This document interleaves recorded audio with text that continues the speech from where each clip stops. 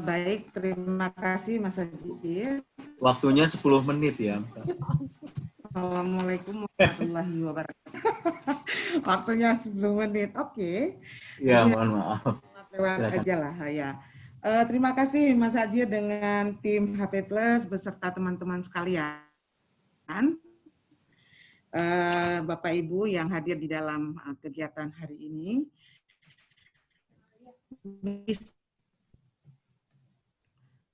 Halo? Ya, Ibu, terdengar. Terdengar, Mbak Lea? Ya, kedengeran. Ya, ya. Yang nanyain siapa? Saya? Oh ya, baik. Nanti kami, Bu. Ya, ya.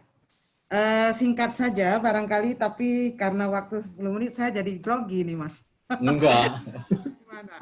Silakan, nggak apa-apa. Mencoba dengan pengalaman yang ada sebelumnya di TB. Jadi kemarin Mbak Lia meminta dalam rangka identifikasi potensi kerjasama terkait dengan swasta yang berhubungan dengan HIV/AIDS. Seperti disampaikan Bu Kapus dan teman-teman tadi sebelumnya, pembicara Bu Erlina juga, bahwa ini sudah berjalan sebenarnya. Saya dulu pernah mendengar yang namanya ST3 ya, Swakelola tipe 3, teman-teman IAC bersama dengan USAID, UNS ya, juga melakukan ini. Slide, Mbak Lea, percepat aja, nanti Pak Ajirnya menegur. Ini sistematika sebenarnya memperkenalkan aja, karena ada hubungannya mengenai estimasi, kedua situasi dan perkembangan, tujuan pengendalian, target, roadmap, Swakelola tipe 3, tapi tadi sudah dibawakan oleh semua Bapak Ibu sebelumnya, pembicara, kemudian rencana wacana kerjasama program HIV, bahkan yang sudah berjalan, peluang beserta tantangan. Lanjut. Ini epidemiologi saja, bahwa saat ini masih menggunakan angka 640 ODA, karena saat ini hasil estimasi terbaru masih proses verbal dari pimpinan kami, jadi barangkali awal Agustus akan kita publikasi, masih menggunakan estimasi pada tahun 2016 ya, di mana Papua dengan epidemi meluas 2,3%. Lanjut. Ini perkembangan Bapak Ibu sekalian, kalau dilihat nantinya ini apa yang perlu dikerjasamakan, kita bisa melihat antara tren yang memang kita lihat di chart di slide, yaitu HIV positif pengobatan beserta supresi viral load sesuai dengan tujuan seperti di bawah slide. Lanjut. Ini adalah penemuan kasusnya, ini cascade pengobatan dan penemuan kasus HIV, Bapak Ibu sekalian, yang tadi adalah jabaran per tahun, ini adalah kumulatif setiap tahun sampai dengan 2020. Lanjut. Kalau dilihat memang masih sangat butuh perhatian untuk segera ditingkatkan, terutama untuk ARV dan supresi viral load. Ini adalah capaiannya, teman-teman sekalian, bahwa kalau kita ingin melihat kondisi sebelum COVID dan setelah COVID, kita membandingkan pada kemarin kuartal, kemudian sekarang adalah semester, nanti ya akan kita tutup pada bulan Juni ya. Memang kalau dilihat ada perbedaan, namun Bapak Ibu ini menjadi suatu tantangan dan bagaimana kita akan menindaklanjuti terkait dengan capaian ini. Begitu juga dengan performan yang layanan melapor ya hingga sampai dengan 2020 termasuk baik untuk HIV maupun untuk pengobatannya. Lanjut. Ini adalah Fasiankes, bahwa dari 514 kabupaten kota yang kita punyai ada 451 yang baru melapor. Nanti ini menjadi PR kita, bagaimana kira-kira mendorong supaya semua kabupaten kota, karena kita tahu HIV salah satu indikator yang masuk dalam SPM. Kemudian ini adalah rumah sakit dan Fasiankes yang memberi layanan baik untuk konseling tes pun untuk pengobatan, termasuk mana yang layanan rujukan dan mana yang menjadi satelit pemberian layanan ARV. Lanjut. Lanjut. Cepat saja Mbak Lea barangkali. Ini ada PR buat kita semua Bapak Ibu sekalian. Kenapa HIV itu dinamakan dengan stop ya? Ini slogannya Mas Ajir. Kalau kemarin di sebelah adalah tos, ini adalah stop ya. Stop. Ya, saya memperkenalkan sebenarnya.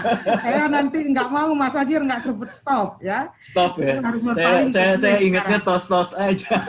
Nggak mau, sekarang harus stop ya. Suluh ya.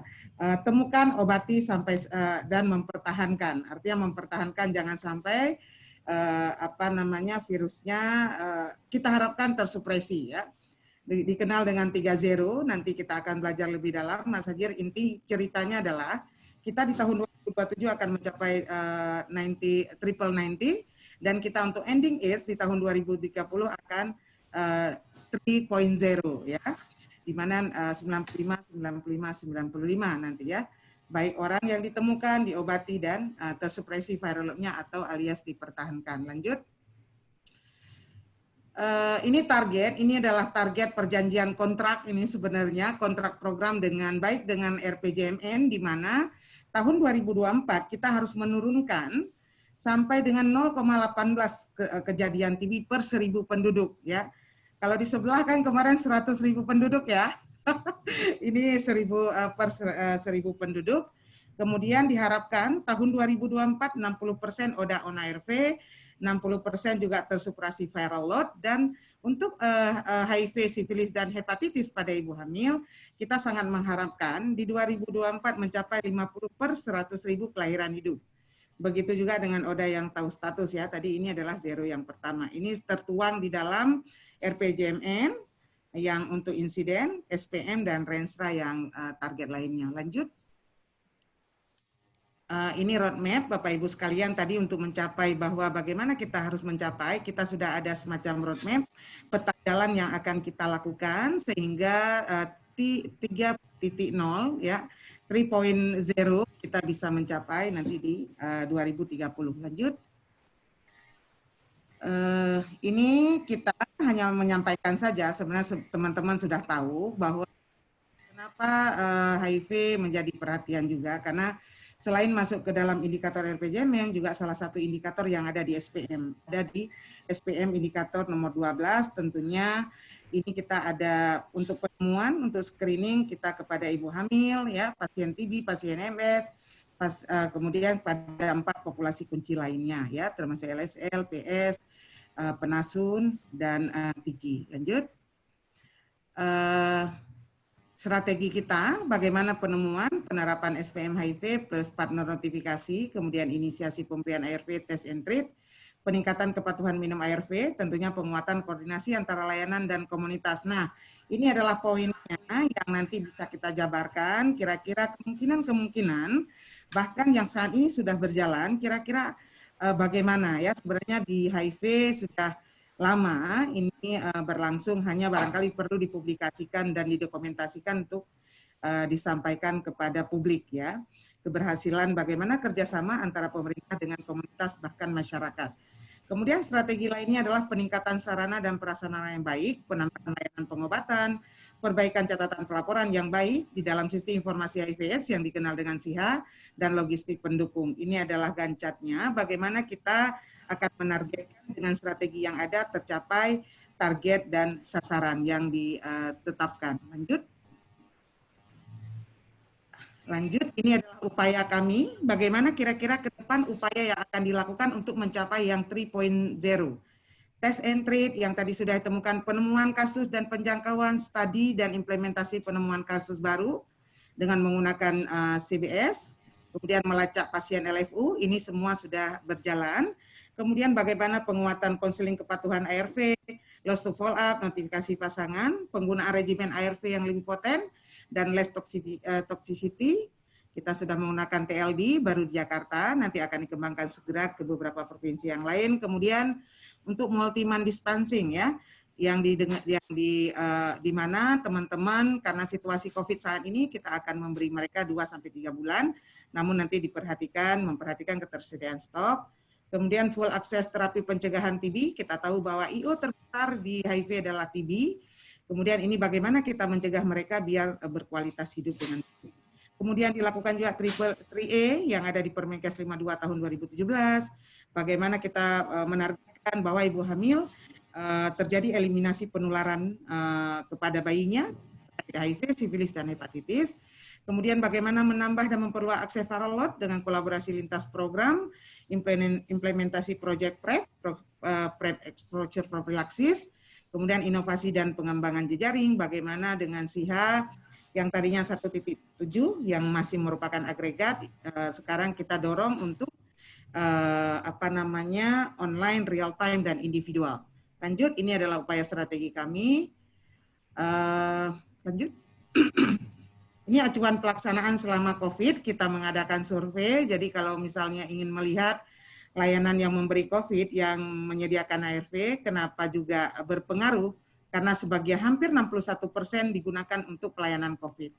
Kemudian gambaran kunjungan tes dan pengobatan pada saat COVID, ini adalah juga kerjasama dengan teman-teman CSO yang ada di lapangan. Lanjut.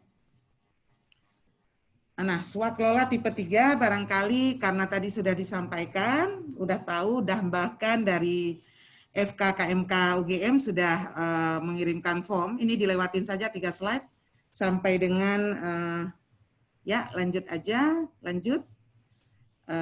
Ini untuk saya baru belajar Mas Hajir, jadi biar nggak merepotkan banyak baca, jadi taruh di slide biar kalau ditanya ya.